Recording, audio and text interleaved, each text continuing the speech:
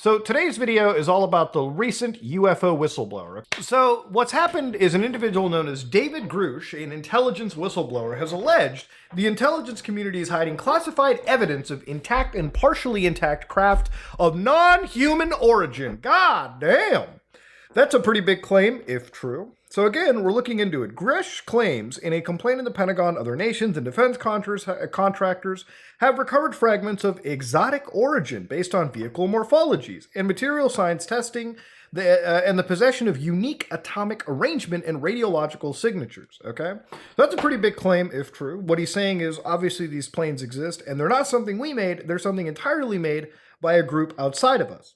So he had an interview with News Nation, so we're actually going to watch some of it because I think it's interesting to look into, it's interesting to cover. Let's hear what he has to say. Human beings being hurt or killed by a non-human intelligence. While I can't get into the specifics because that would reveal certain U.S. classified operations, I was briefed by a few individuals on the program that there were malevolent events like that. Grush says So basically, he's just said aliens have killed some of our agents.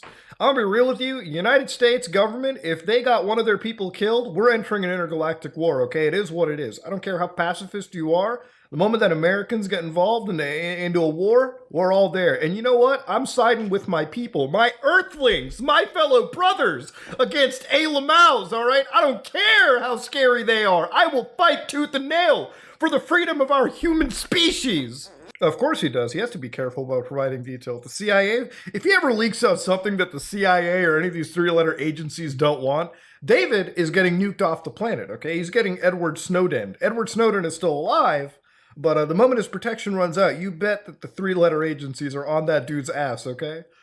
It's like a kid that goes missing in the park, all right? All the white vans show up, all right? You got to be real careful. this letter with us from the Department of Defense giving him permission to do the interview with News Nation. It says the interview questions are approved for public release. However, this approval does not include any photograph, picture, exhibit. So, okay, basically the Department of Defense has allowed him to basically make these statements.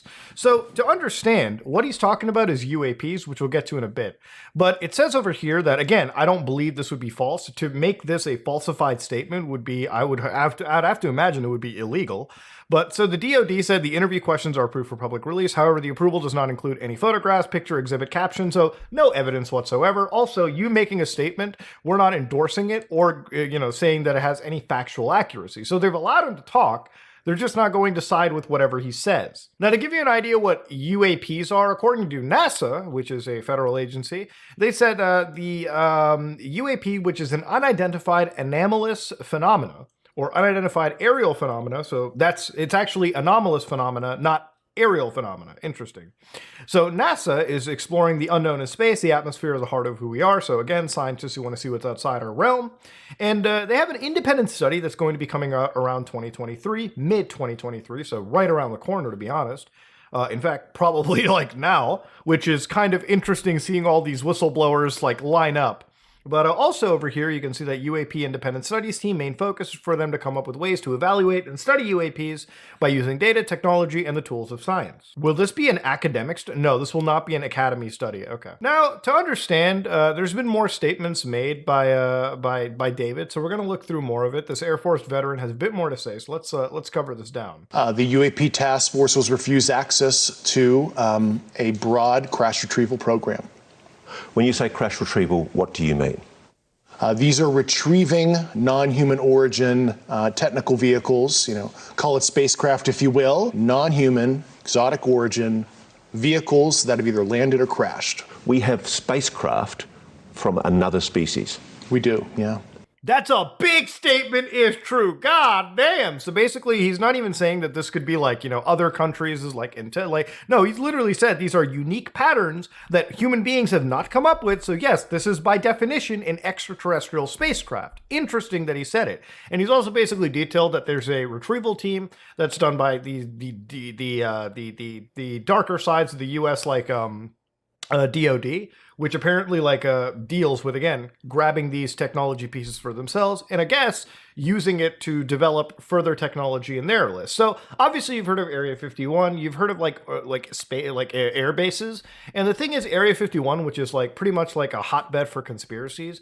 In reality, if you wanted to truly apply the reality to it, Area 51 is typically a place where they design the most experimental U.S. stealth aircraft, which is still to this day far advanced than what I understand most other countries have.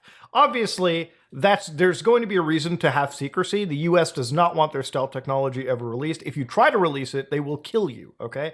It is what it is. They do not fuck around when it comes to that nonsense. So do I believe there's necessarily aliens at Area 51? Not so much as I believe that they just have crazy aircraft that we've never seen before.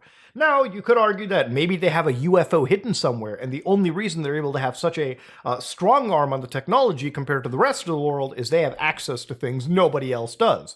Which, I guess it's easy to think about the conspiracy there, but again, until proven so, I can't sit there and 100% drink the Kool-Aid. We're definitely not alone. Absolutely, the data points empirically that we're not alone, yeah.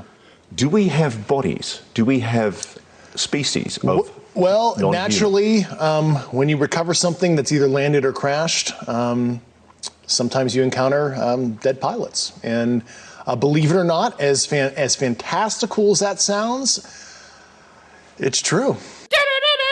We got Ayla Mouse confirmed by a former intelligence officers. We literally have bodies of Roger from American Dad sitting around. This is wild. Okay, so obviously I agree if there's an aircraft, provided it's not a drone, there's got to be a pilot. So apparently you said that, yeah, we also not only have aircraft, but we also have bodies as well. Now, of course, again, big if true. The problem with this is that there's literally no actual evidence that we've been given at all about this, in terms of any photo, any report, any scan whatsoever, because that's not allowed to be shared.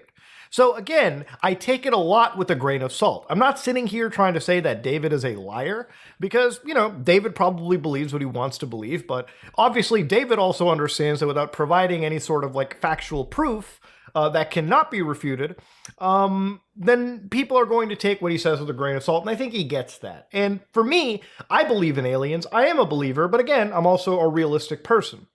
There are people skeptical of this, rightly so, but until I see something, I can't believe it. Oh, sorry, our air quality is really bad. God damn, it's actually so bad. We're smoggy up the ass here. Toronto's terrible, New York is awful, and it's all thanks to, I believe, Quebec that we have to suffer like this. But yeah, we have wildfire season on the East Coast. God, apparently it's you smoke 8 cigarettes a day or something. It's actually quite fucked. But anyways, I'm gonna try to do this before I die. So let's cover this. Now, speaking of Canada. Canada, alongside the Five Eyes intelligence sharing community, which involves the UK, Australia, and New Zealand, have all come together to talk about this. So while the details of their meeting, which they're just having, is classified, it can be characterized as the sharing of information on the subject of UAP. So they're all depending on talking about these UAPs. Now again, whether it's talking about the secret intelligence aircraft that we have flying around, or is it about aliens, that's yet to be known. Look, at some point when aliens come by, the government can't hide them any longer, okay? We're gonna have to know at some point. Now, even when it comes to the House of Representatives, the US government had to acknowledge what David said, David Grush. So literally we're sitting over here with them saying there will be oversight of that. We plan on having a hearing.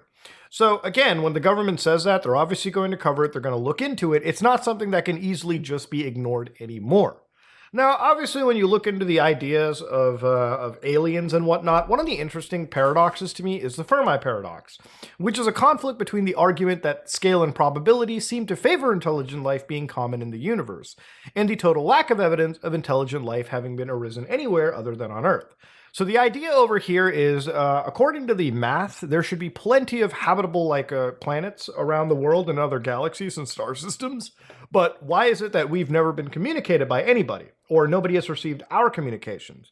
Now, if you ever played Mass Effect, you'll know that its plot is effectively the Fermi paradox. Spacefaring races are fighting synthetic organisms in a galactic war. But for a lot of people, a lot of the life forms that are landlocked, they don't have technology to observe the world around them, they don't know what's going on. I oftentimes lay in bed wondering if the Space United Nations is currently fighting with the goddamn Reapers, and maybe I'm just sitting over here vibing, scrolling through Twitter at night. That's pretty much what my life is sometimes. Okay, that's the existential crises that go through my brain. But yeah, it's one of those things that I think about constantly. And do I believe aliens are out there? Absolutely. I don't think we are alone. And it's one thing that I hope that at some point in my life I do get first contact.